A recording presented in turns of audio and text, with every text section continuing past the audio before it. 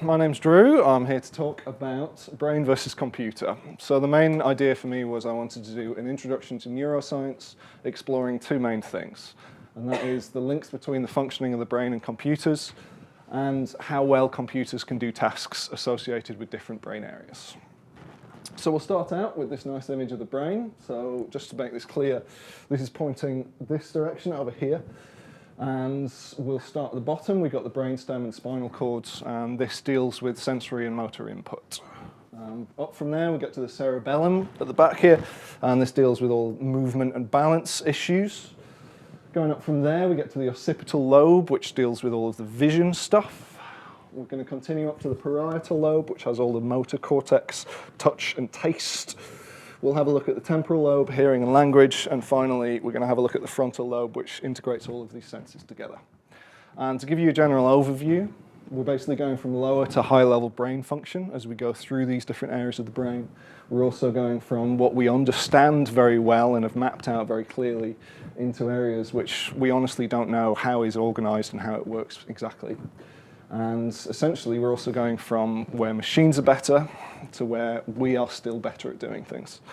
Sorry to interrupt you. No. Can you just put your mic a bit? Oh, right, yeah.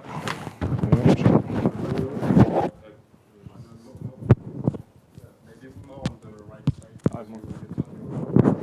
Just be careful. Every time you move your head, the sound changes. I see. So I cannot hear you, and I hear you very loudly sometimes. So how's this? You can move. Fine, we're gonna. Okay. Take over the sound. Very good. So computers are more powerful and faster nowadays, but they're still not capable of doing a lot of the things we can do, and so we're going to explore why that is. So we're going to start off really simple with a neuron and a perceptron. Now in 1958, the perceptron was introduced, and this is basically a mathematical model of the biological neuron. So let's start off with the neuron over here. Dendrites are the things which take the input. We then sum all of this input in the cell body. The electric pulses transmitted towards the output, which is these axon terminals, which then connect back to the dendrites of the next neuron. And the connection between the two is called, anyone? Synapse, there we go, absolutely. So as we can see over here, the mathematical model, essentially we have this as an input, and this is a weight. Then we can say that we've got all of these different inputs with different weights. We can sum all of those inside the center of the cell body. We're going to add a bias, B. Now, in the biological terms, this can be a whole bunch of different things, including neurotransmitters. And these are things which control attention, excitability, sleepiness. And so, for example, if you're asleep, you have a very low bias for things, and it's very unlikely that the input will be transferred all the way through and we'll actually end up getting an output. We're going to talk a bit more about activation functions in the next slide over here. And as I said, in 1958, this was created, and it was a very exciting time, and they thought we'd be able to solve all of these new things, and they found out that they couldn't. And essentially all of the progress we've made in the meantime is about creating networks of these things and controlling the different weightings between them. I just also wanted to make a link to gates, because this is the basic function of computers, and essentially functions like a neuron does, except that it's incredibly simple. And the big difference between these two things is that here we can take several inputs and we can accord different weights to them. We can then also create a bias for or against these inputs, and we can use an activation function to decide how we interpret this information. Any questions about this stuff? Okay. So just to say that actually in our brainstem and in the spinal cord, we can do a certain amount of processing. For example, if you grab a very, very hot pan, you are going to let go of that pan before your brain even knows that it's hot. Your spinal column can interpret a pain input and give out a motor output to let go of that pan before you're even aware of it. So we're going to get on to activation function. So this is what happens in the brain, and this is some of the mathematical models that we use nowadays. So the thing I really want to point out here is that there are these failed initiations. And so essentially this is saying that there is a sum of input, and if the sum of the input reaches this threshold, then there is an activation, and we get this curve. And this curve is very standard, it's uniform, and the big thing is that there is a specific amount of time that this takes. Now, this means that essentially, if you look at it from a very short time point of view, that this is a binary thing. It's either on or it's off. But if we look at it on a longer term point of view, we end up with an analog interpretation of the brain. So this is then mirrored in how we model these things. Originally, when we started modeling neural networks, they used a binary step. And it just says this neuron is either on or it's off. And nowadays, to more closely model how the brain works, we end up using a more analog interpretation where there is a range of possible output depending on the input. Is that all nice and clear? Very good. All righty. Oh, yes.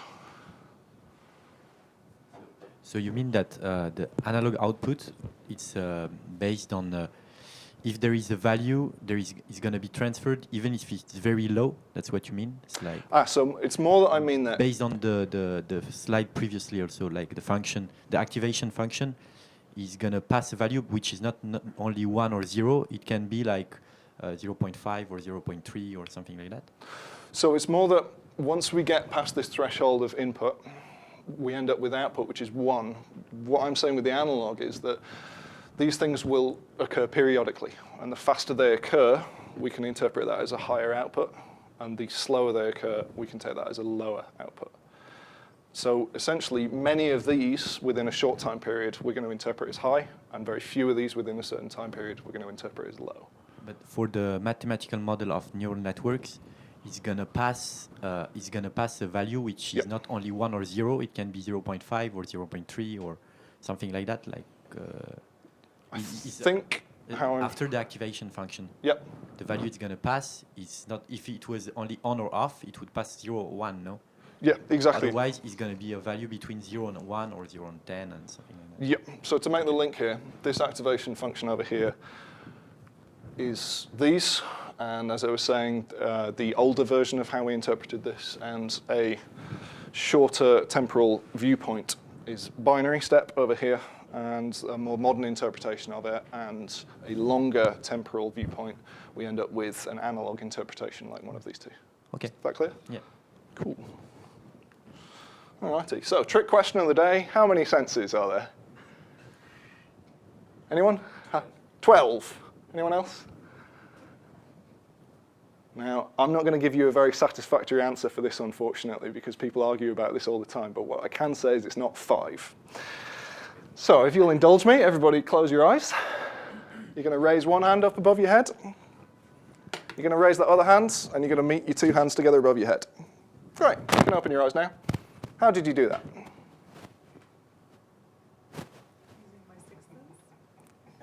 Very good. So we call this proprioception. There are a whole bunch of sensors within your muscles which tell them how extended they are. This means that you can tell where your body is without you using one of the traditional 5 senses. I wanted to get a little bit into in-ear balance because this explains how we move around. Now, inside your ear, we have these 3 canals.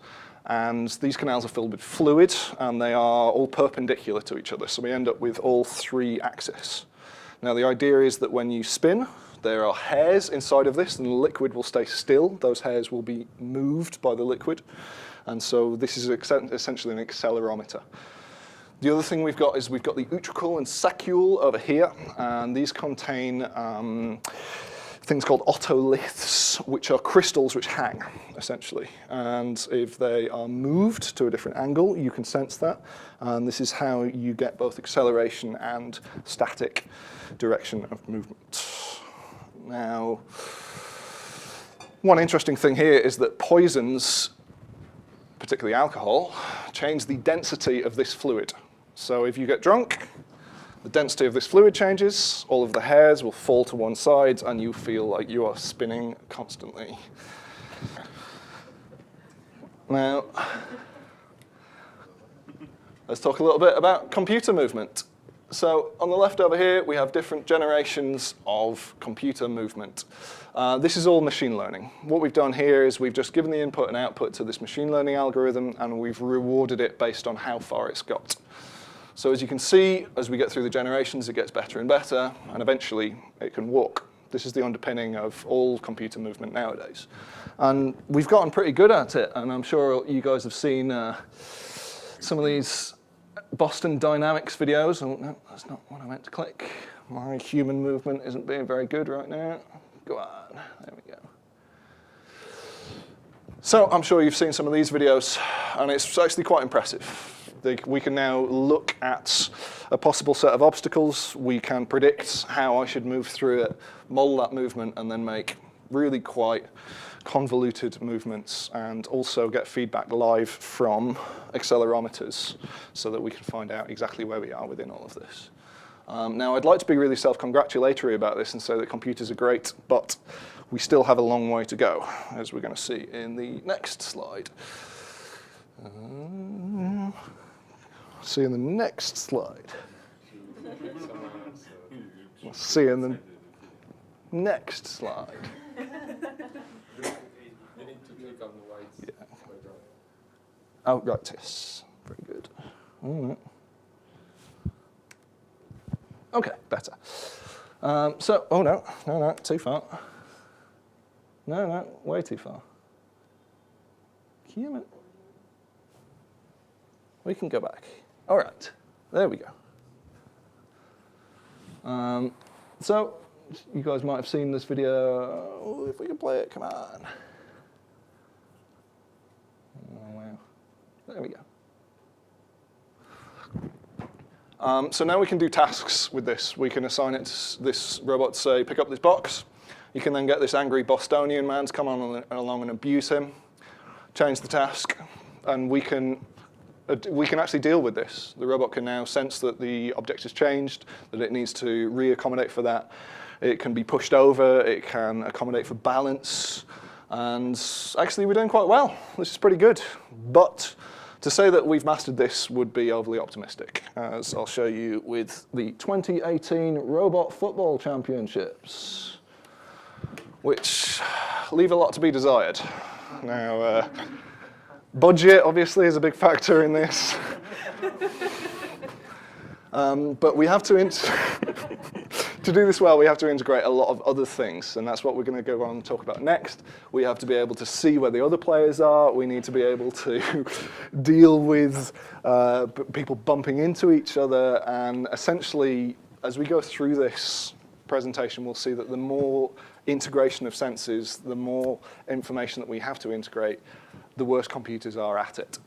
And they have set themselves, the company that oversee this, the very lofty challenge of, by the middle of the century, having a robot versus human football match. And that says something, that even the people who organize this think it's another 30 years away before they can do it well. That's a challenge, Oh, yeah, absolutely. See if I can challenge myself to get to the next slide. Right, no? Go on. All right. So we're going to move on to vision, and this is pretty much the thing that we know most about in the brain. It's very much mapped out, and we know exactly at the lower levels what is happening at every single stage. On the left over here, this is what I want to use to explain how images are first processed by the brain.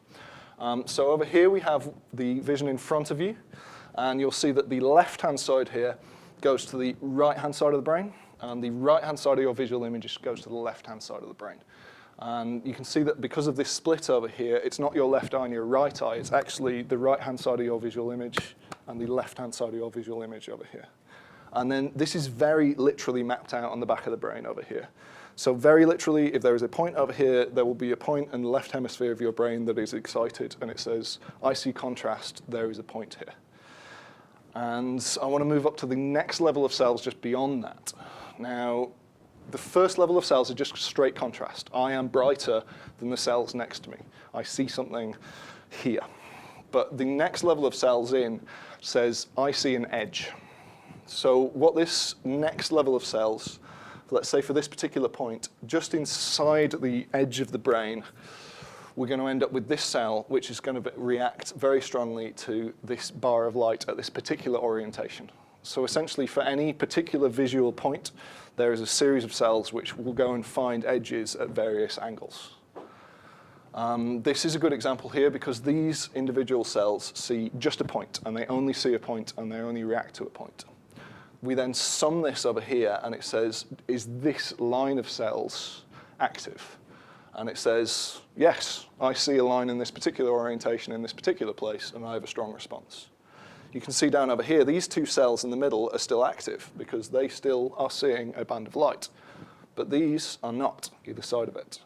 And so we only need to change the orientation a little bit, and we end up with a much weaker response from this. So this is the base level of how we process information on a visual level, and is exactly how computer vision works at the same time. This is a deep neural network, and this is how we're doing computer vision nowadays. The first level, the input layer, is the first level of the human visual system. It's just contrast. Is this black? Is this white? Am I brighter than these cells around me? And the first layer is going to find edges. This is exactly what's happening in our brain. And then as we get further up, we end up with a greater synthesis of information. We end up with combinations of edges and eventually entire objects. So we can see that how the visual system works is exactly how we're doing computer vision nowadays. And we're getting pretty good at it. Only a few years ago, we were struggling to differentiate between dogs and cats. Nowadays, we can differentiate very well between different types of dogs and cats. And actually, when it comes to categorization, we can say that machines are as good, if not better, than humans are at computer vision. But again, to say that we are good at this would be an overestimation. Why is this photo funny? Anyone? There is something weird about it. Obama's making his colleague heavier on the scale. There we go. That's exactly what's happening. But if we showed this to a computer vision algorithm, it would be able to see people. It could probably make out the scene. It might be able to identify some positive emotions in these people here. But the number of assumptions that it has to make to really understand what's going here is simply too much. We need to know that humans are sensitive about weight. We need to know that Barack Obama is a figure of authority and that he is making a bit of a joke here. There are so many layers of interpretation and so many things necessary to really understand what's happening here that a computer is simply not able to do this at this stage. So these really are the things that we're struggling with computer vision, and the number one thing is context, really understanding semantically what is going on. The other thing that computers aren't very good at is noisy or incomplete data. And this is a particular strength of humans. And this is really important for us for a very important evolutionary reason. You want to be able to see that tiger hiding behind the bush and make it out before it comes and kills you. You need to be able to deal with noisy or incomplete data. And this again goes back to this idea that computers live in this perfect world where everything is correct and they can't deal with the smallest thing going wrong, and humans live in a very imperfect world and we have to deal with noisy and incomplete data constantly. Finally, we're just not there yet with real-time processing. Now, the human eye is the equivalent of a 576 megapixel camera, which is pretty impressive. And we're going to go to the extreme here, and I know that we can see changes within about 60 frames per second, but at the extreme, you can actually sense something which is about 1,000 frames per second.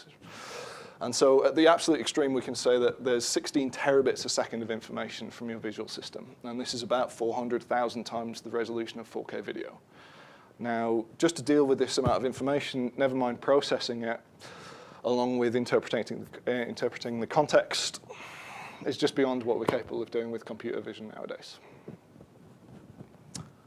Any questions about it? Cool. No? Cool. So here, what I want to do is I want to link the entire brain together. So we've seen what's happening at the base level, right at the back of the brain, the visual system, when we understand exactly what's going on.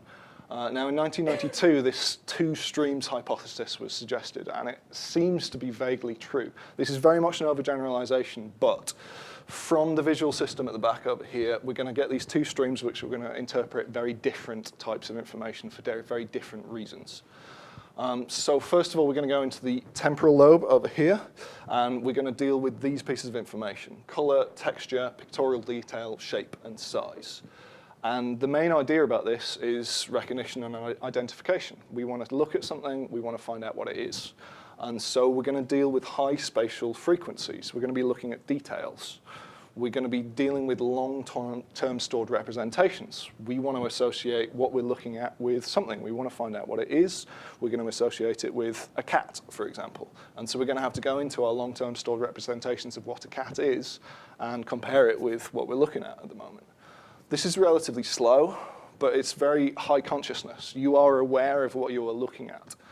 And it's object-centered and mainly foveal. The fovea is the center of the eye, and it contains the greatest concentration of sensors, so that you can look at something, you can then take a lot of resources into identifying what it is. I want to differentiate this stream from the dorsal or where stream. And this is going to deal with location, movement, spatial transformations, and spatial relations. And this is to do with visually guided behavior. So the example that I'm going to choose is I'm just going to throw something at Sammy there. You're going to be able to catch that before you know what it is. You didn't look at it directly. This was out of the corner of your eye. And so this is visually guided behavior. We use high temporal frequencies. We're more interested in when it happened, where, rather than the details of what it exactly looks like.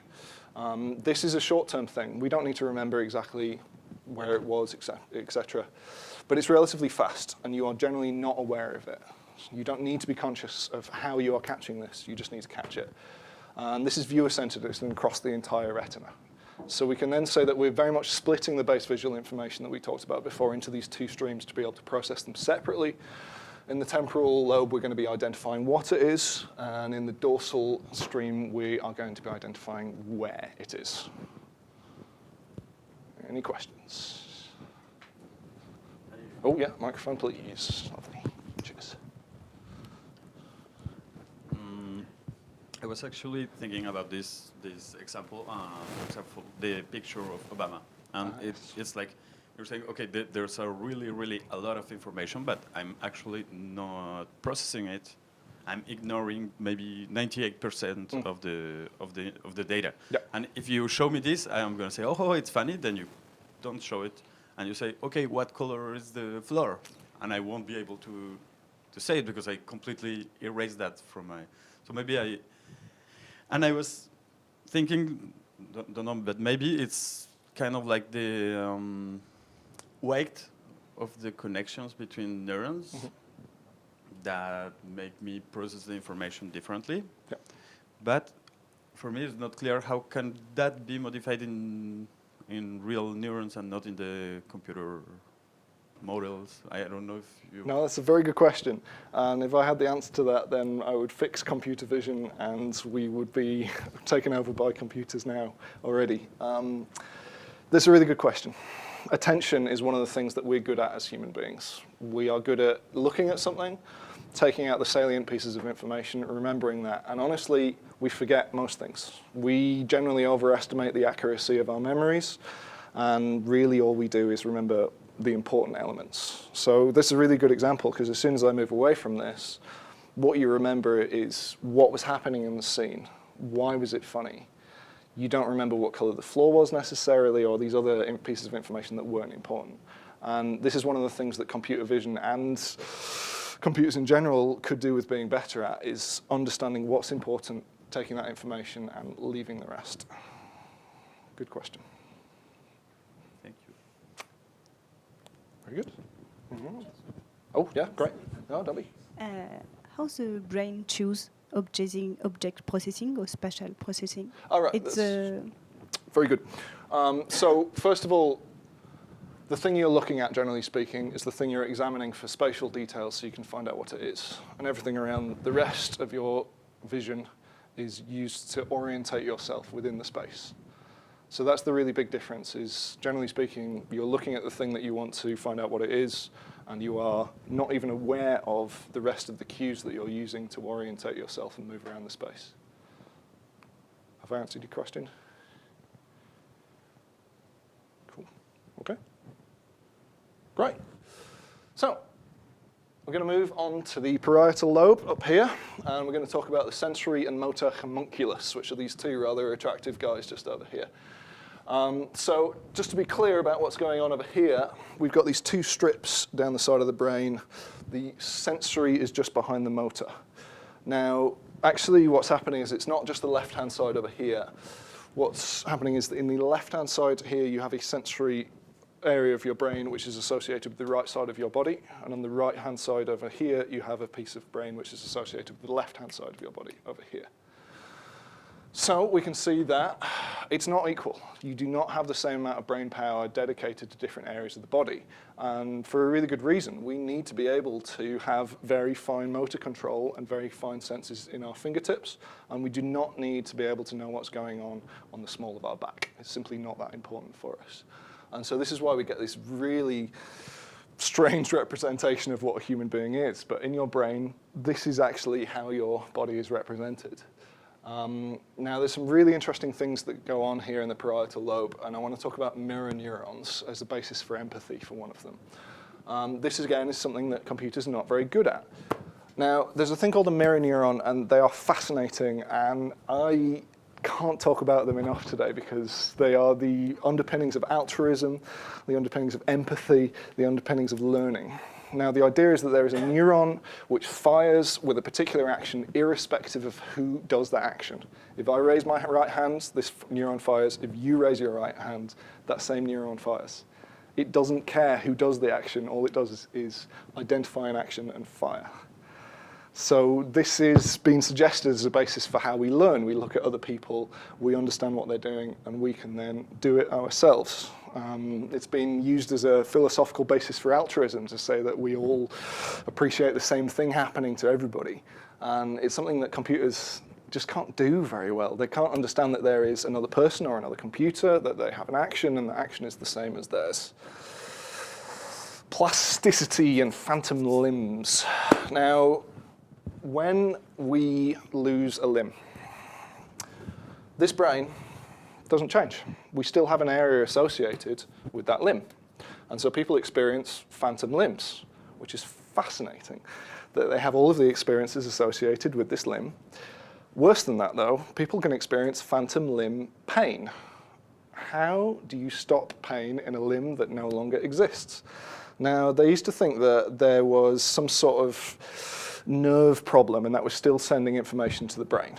And so what they started doing is chopping a bit more of your arm off and a little bit more of your arm off, and people would end up with multiple amputations, and it did not help their phantom limb at all, because this brain area is still here associated with that limb that does not exist.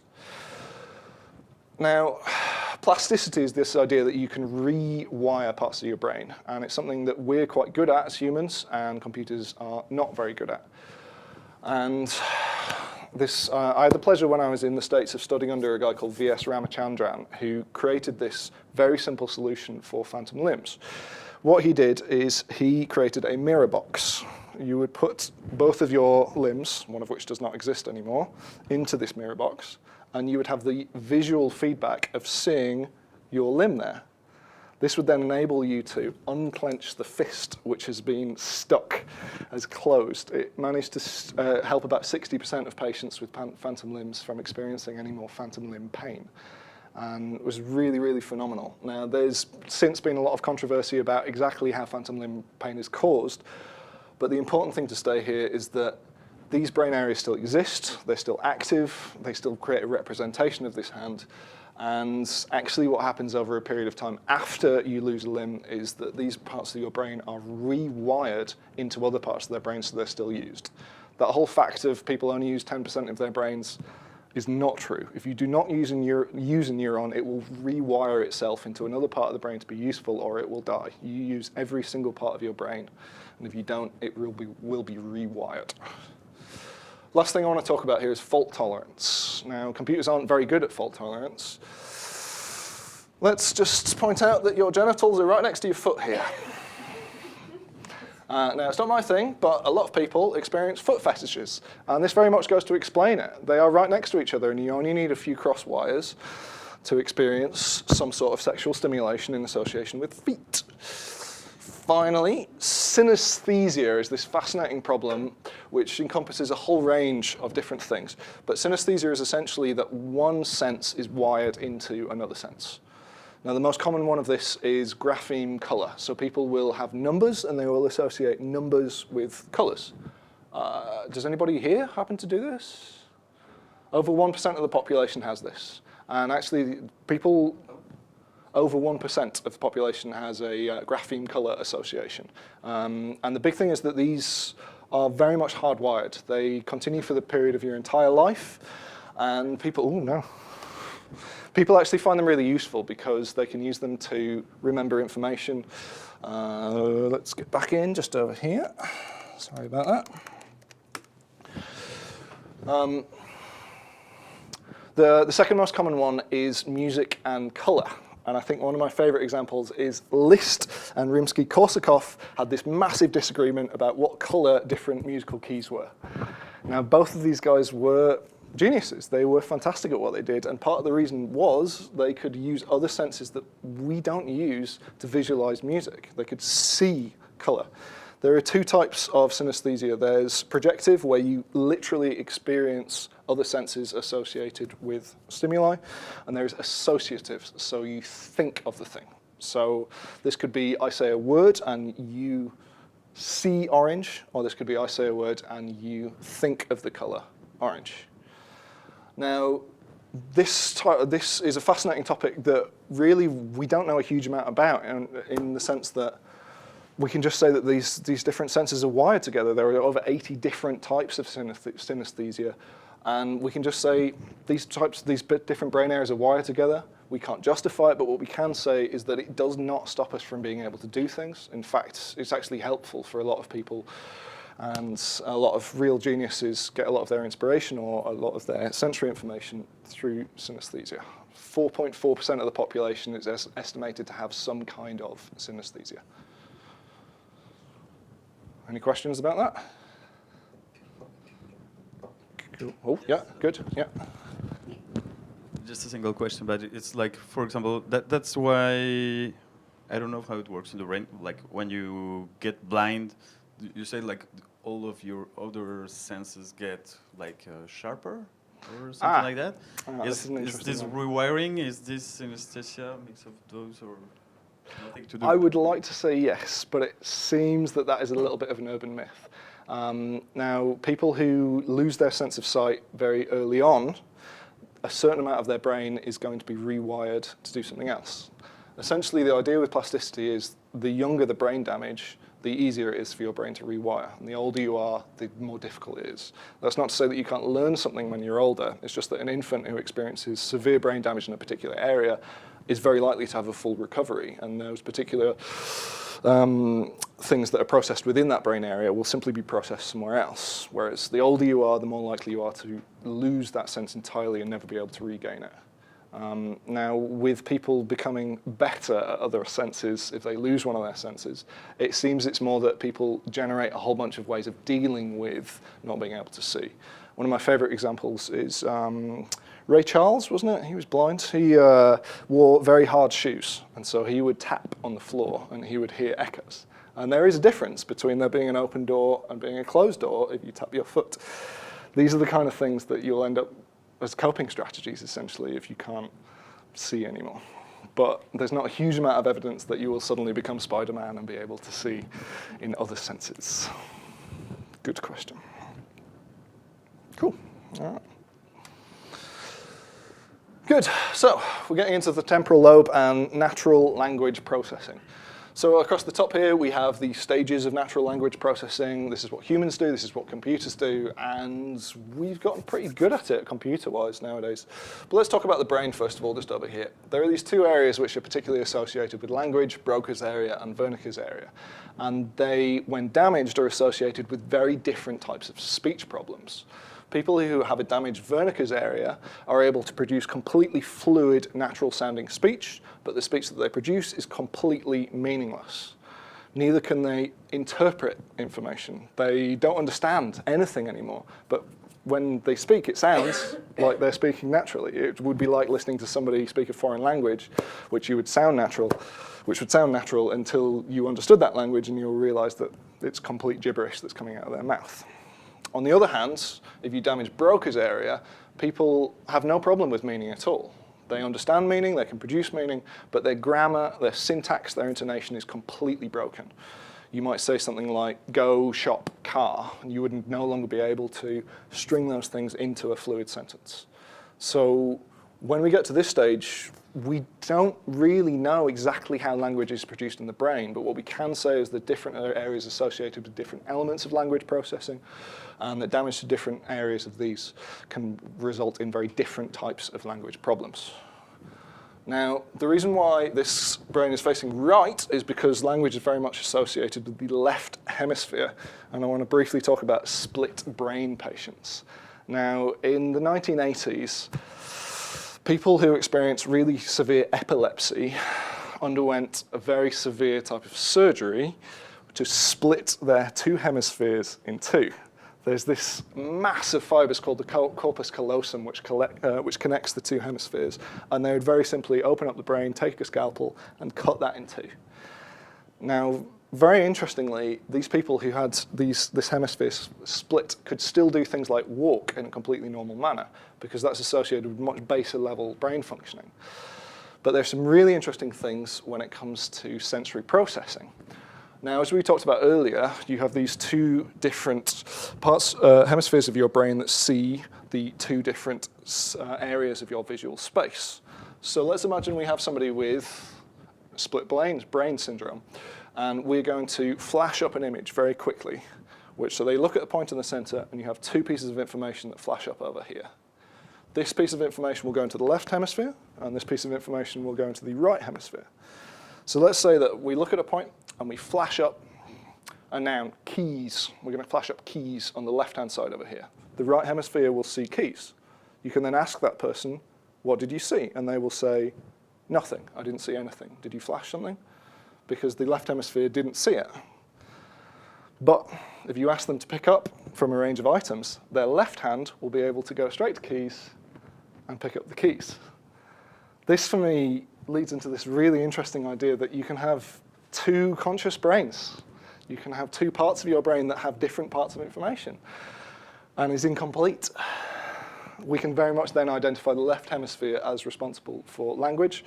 I think one of my favorite anecdotes with split brain patients is they would take out a piece of clothing with the right hand in the morning, and the left hand would place that piece of clothing back in the cupboard and say, no, I don't particularly want to wear that today. Now, computers have gotten pretty good at natural language processing. We start off in the 1950s with handwritten rules. If this, then do this next. In the 1980s, late 80s, we start to use machine learning to create statistical probability of particular sentences coming up. And we go word by word at the early stages of this. And so we go from having, with handwritten rules, very static, dull language into more dynamic language, but is still lacking semantic understanding, which is where in the 2010s we get neural and deep neural learning of language, and we end up making semantic links. Really, this was the big breakthrough and has got us to the point now where we can attempt to pass the Turing test. Now, I'm sure you're all familiar with the Turing test, the idea being that you talk to a computer and you see if it's real or not. Now, there was a guy called John Searle, who's a philosopher, who came up with the Chinese room problem. Now, this is a thought exercise to say, does a computer really understand what it's saying? So let's say we program a computer using deep neural semantics to talk, and we can give it a prompt in Chinese, and it can respond in Chinese, and by all accounts, it's correct. And we can say, okay, this is AI, this is intelligent, this can speak to me. And he said, hang on a minute, what if I, just as a thought exercise, I step into the machine, I operate the machine.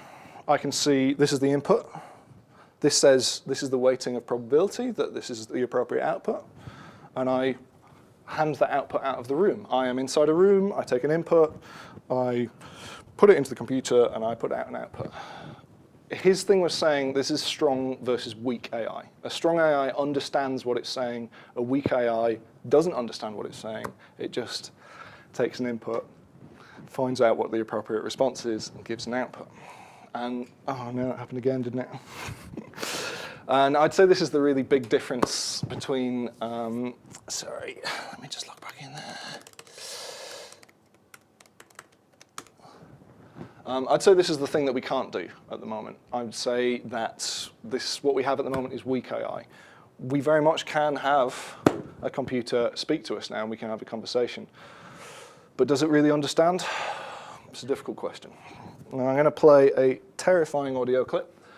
This is a conversation between a human being and a robot. And the robot is ringing to talk about insurance. Terrifying fact for you, half of all phone calls in America this year will be robocalls. That doesn't mean that a robot called you, it means that the person calling you didn't make that phone call, that a computer typed in the number and called you.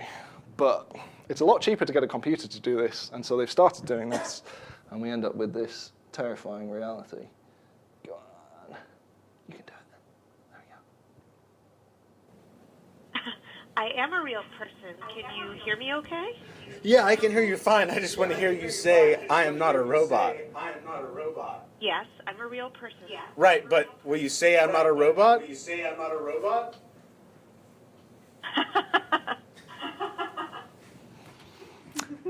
California recently passed some legislation which says that robot callers must identify themselves as robot callers, because if not, this is our future. The final thing I want to talk about here is the cocktail party effect. Now, when we talked about computer vision, we said noisy or incomplete data is one of the real problems associated with computer vision. This is essentially the same thing, but with auditory processing. If you're in a cocktail party, it's very loud, there are a lot of people, you can talk to one person, you can concentrate on exactly what that person's saying, you can differentiate that from what everybody else is saying in the room. This is, again, something that computers just aren't that good at doing yet, and humans are really good at dealing with noisy or incomplete data. Ooh. Hey? Hi, I'm good. How are you? Oh no, oh no, oh no. Well, I'm calling about an online request you want. Oh God. All right, no, too far. All right. So we get up to the frontal lobe, and we actually get back to the beginnings of psychology. Phineas Gage. Who's heard of Phineas Gage? Excellent. So this is pretty much the first thing you learn in psychology. He was a 19th century railway worker, and he had a large metal tamping iron in order to put explosives into the ground. He was apparently staring over this tamping iron when it exploded. The metal shaft went through his skull. Sorry, I should do this on the left-hand side. Up through the cheek, out the top of his head, and landed 25 meters away. Incredibly, Phineas Gage survived for another 12 years. Now, he went through severe psychological, behavioral, and emotional changes, which is kind of understandable if you have a giant metal rod rammed through your head.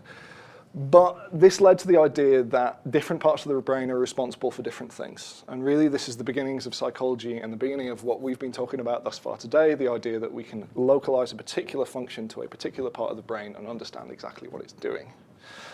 I would love to say that when we get to the frontal lobe, we understood what's going on, but we don't. As we've got further through the brain, we have a greater integration of different sensory information. And by this stage, we do not understand it particularly well.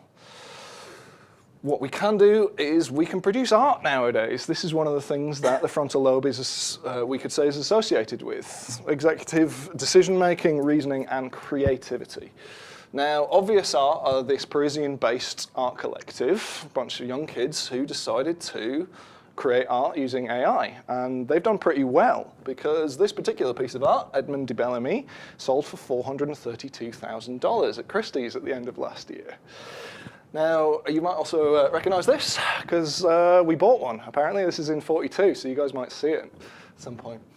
Now, how do they do this? They use what's called a generative adversarial network. So the idea here is that we train a discriminator to say, is this art or is this not art? Is this real or is this fake? We create a generator and we train it to be able to create art. What happens is the generator creates a piece of art, it gives it to the discriminator. The discriminator says, no, this is not art, this is fake. And it trains the generator how it could have done it better. I would have said this was art if you'd have done this a little bit differently. So essentially what we have here is a machine training a machine. And we go round and round and round until the point where this generator creates a piece of art that the discriminator says, yes, this is a piece of art, well done. And what we end up with are these images. Now, I personally really like these images. I think they're great. I actually think that it could be art. But the thing I find interesting is we go back to that strong versus weak AI. If you asked, why did you produce this piece of art, the AI would not be able to justify itself at all. The only reason it could possibly come up with is because you told me this was art. Nonetheless, it's real. It is art. It is selling, and we believe it to be real. So we get to that question of, does it matter? Does it matter if the computer understands or not, if we believe it to be true? So we'll sum up. We've gone around different brain areas. We've talked about how it functions. We've gone from lower to higher level brain function. We've gone from areas where we understand exactly what's happening and we've mapped it out exactly clearly to areas where we don't understand the functioning of it exactly. We don't understand how it's mapped out. We've gone from areas where machines are better to areas where humans are better. And what I'm going to sum up with is that the frontal lobe, this reasoning and planning, this creativity, is the defining hallmark of our species. It's the thing that differentiates us from other animals and differentiates us from machines. Evolutionarily, the frontal lobe is the thing that's really developed recently for us, and this has enabled us to create tools to plan for things and communicate about that.